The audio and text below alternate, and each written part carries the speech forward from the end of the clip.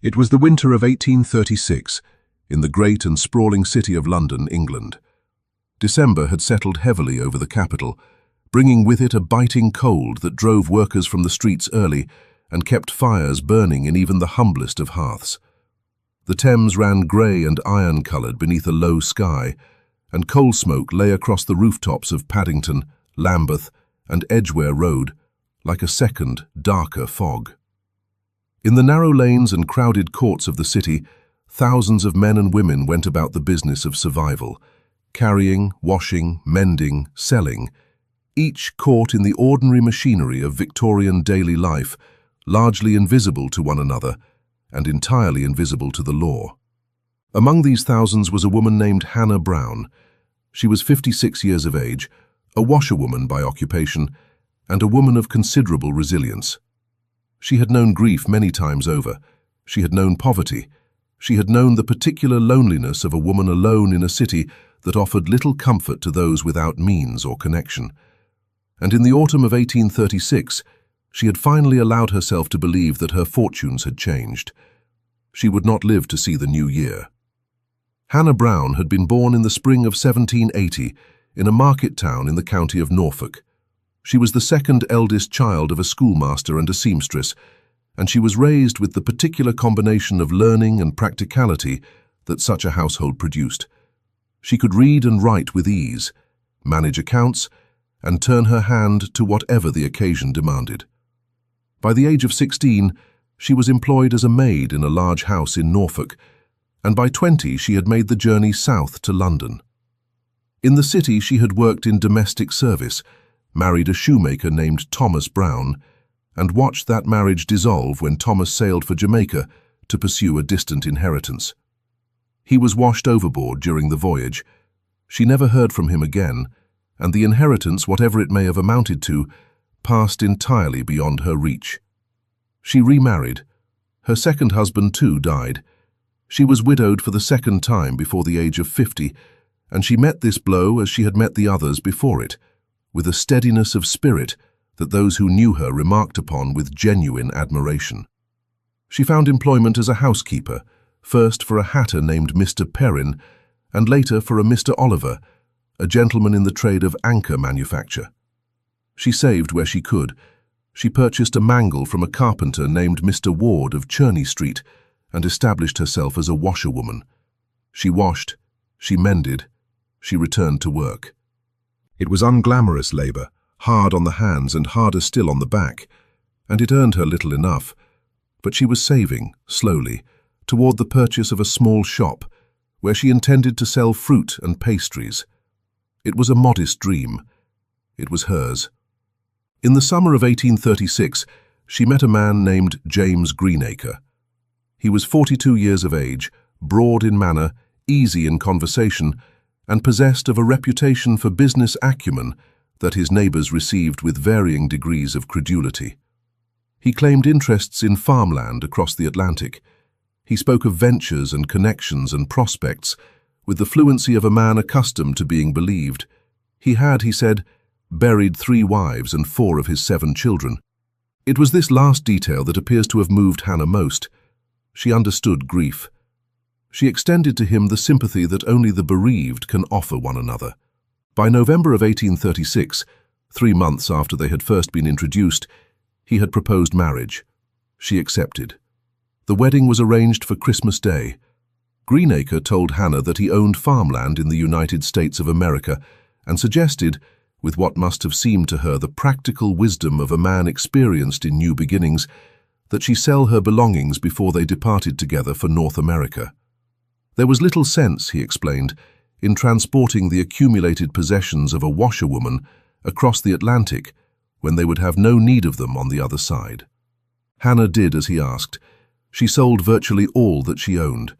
Her landlady, Mrs. Elizabeth Corney, who had become something of a friend over the years, was informed that Hannah would be leaving her lodgings permanently and thus required her possessions no longer. Mrs. Corney received the news with mixed feelings. She was glad for Hannah, or attempted to be. But there was something in the suddenness of it all, the speed of the engagement, the disposal of every earthly thing, that sat uneasily with her. On the afternoon of Saturday, the 24th of December, 1836, Hannah Brown bade farewell to Mrs. Corney. She was in good spirits, or appeared to be. There were still some items remaining in her room, she said, and she would send back the key in a day or two when she had retrieved them. A carriage was waiting. As Hannah's luggage was loaded, a man descended from the vehicle to assist. Mrs. Corney observed him carefully. She believed him to be Mr. James Greenacre, whom she had been briefly introduced to on one previous occasion. The carriage rolled away into the grey December afternoon. Mrs. Corney did not see Hannah Brown again. 4 days passed, then 4 more. The key did not arrive. The remaining items sat undisturbed in the empty room. Mrs. Corney told herself that the voyage had perhaps come sooner than expected, that arrangements had been pressed forward, that there was surely a reasonable explanation for the silence. She was a practical woman. She waited. It was not until early in the new year, when a particular item of news began to circulate through the streets of the neighbourhood, that the silence ceased to seem reasonable at all. Something had been found. Something had been found near the Edgware Road, and those who heard the description found themselves thinking, in spite of themselves, of the woman who had climbed into a carriage on Christmas Eve and had not been seen since. On the afternoon of Wednesday, the 28th of December, 1836, a man named James White was passing through Pineapple Place, near the Edgware Road in Paddington, when he noticed a large slab of stone leaning against a wall. Behind it was a Hessian sack, tied at the neck with a length of rope. It was out of place in the way that such objects are immediately, instinctively out of place, the kind of detail that a person sees and then cannot unsee. Mr. White moved toward it. As he did, a dark red liquid began to seep from the bottom of the sack onto the ground. He sent his assistant, a young man named Robert Bond, to find a police officer. Officer Samuel Pegler arrived within the hour. He examined the sack where it lay before opening it with careful hands. Inside was the torso of a woman, severed at the neck and at the upper thigh. The head and legs were entirely absent.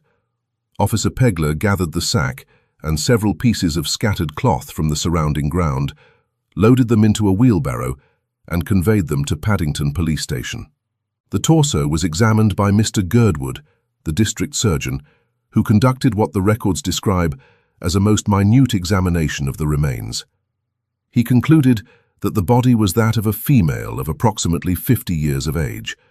From the condition of the arms and hands, he stated, she must have been employed in a laborious occupation. The torso was set aside on a table, along with the sack and the cloths retrieved from the scene. An inquest was convened on Saturday the 31st of December at the White Lion Inn on the Edgware Road. Every witness who might offer the slightest relevant testimony was called and examined. The jury returned a verdict of willful murder against some person or persons unknown. The body was subsequently interred in Paddington churchyard, though not buried deeply, in the event that the remaining parts might later be discovered and the torso required exhumation. The police turned their attention to the sack itself, carrying it to tradespeople and residents in the vicinity of the Edgware Road. It was identified by a Mr. Evan Davis, a carpenter and upholsterer of 45 Bartholomew Close, who recognized it by several holes that, he said, his children had made whilst playing inside it. Mr. Davis added that the sack had been given to a woman of his acquaintance. Her name, he said, was Miss Hannah Brown. On the morning of Friday the 6th of January, 1837, the lockkeeper at Johnson's Lock on the Regent Canal, a man named Matthias Ralph, was informed that the lock gates were not closing correctly. Something was obstructing them. He took a hook and went to clear whatever had become lodged in the mechanism. What he drew from the water was not, as he initially supposed, a dead dog. It was a human head. The head had long dark hair. One eye was severely damaged.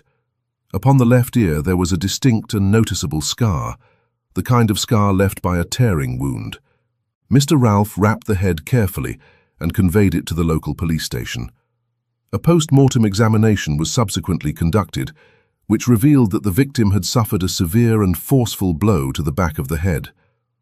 The torso recovered from Pineapple Place was exhumed from Paddington Churchyard, and Mr. Girdwood conducted a thorough comparative examination of both remains. He declared without reservation that the head and the torso belonged to the same individual.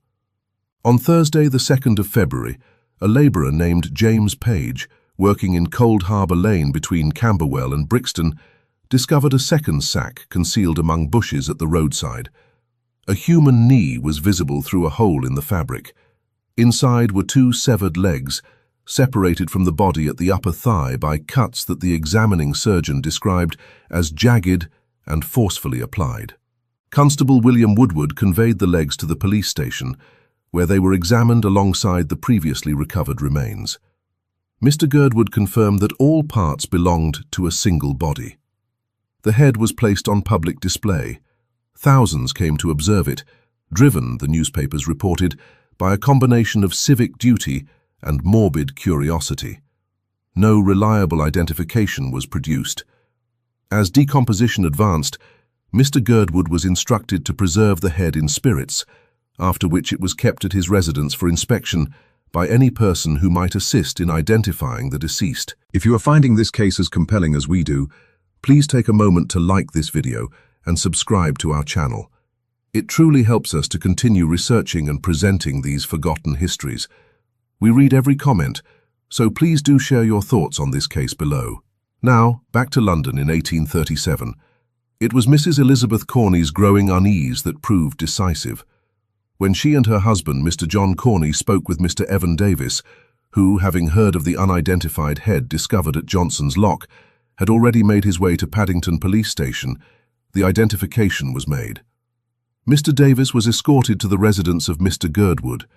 After a brief examination, he confirmed that the head was that of Miss Hannah Brown. Hannah's brother, separately presented with the same remains, made the same identification. The police now knew the victim. They turned to find the man. Inspector George Feltham called upon Mrs. Corney, who confirmed that she had watched Hannah depart on Christmas Eve in the company of a man she believed to be Mr. James Greenacre. Inquiries established that Greenacre had recently taken new lodgings at Auburn's Place in Lambeth. The inspector proceeded there directly. He found Greenacre in the company of a woman named Miss Sarah Gale and a young child of approximately 4 or 5 years of age. Trunks and boxes were arranged on the floor in a manner consistent with imminent departure. A thorough search of the premises was ordered. Among the items recovered were a gold watch, several rings and additional jewellery, subsequently confirmed to have belonged to Hannah Brown. Pawnbrokers' receipts were also uncovered, corresponding to further possessions traced back to the same woman. A child's dress was found, mended with fabric that matched the cloth recovered near the sack containing the torso. 2 rooms in the premises appeared to have been recently and thoroughly scrubbed. A strong smell of brimstone lingered in the air. Beneath a board, investigators found a saw and a knife. Mr. James Greenacre was charged with the willful murder of Miss Hannah Brown.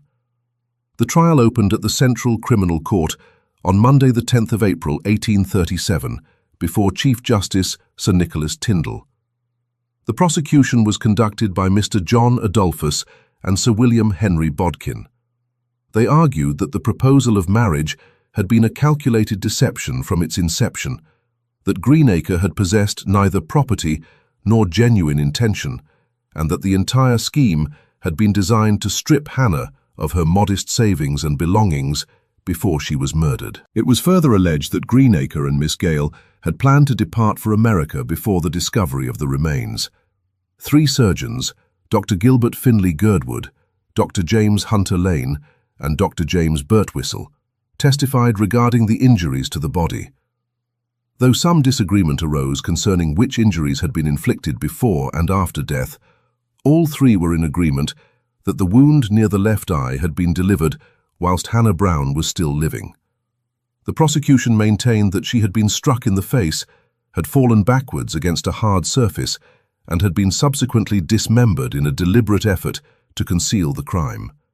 Greenacre, in his defence, maintained that Hannah's death had been an accident arising from a dispute over financial matters on the evening of Christmas Eve. He denied that Miss Gale had any involvement whatsoever. The jury retired. After 15 minutes they returned. The verdict was guilty. James Greenacre was sentenced to death. Sarah Gale was found guilty of accessory after the fact and sentenced to transportation for life, a penalty that meant exile to the penal colony of New South Wales, from which return was a theoretical rather than a practical possibility. The court was cleared. The business of the Central Criminal Court proceeded to its next matter. The newspapers gave the case considerable attention.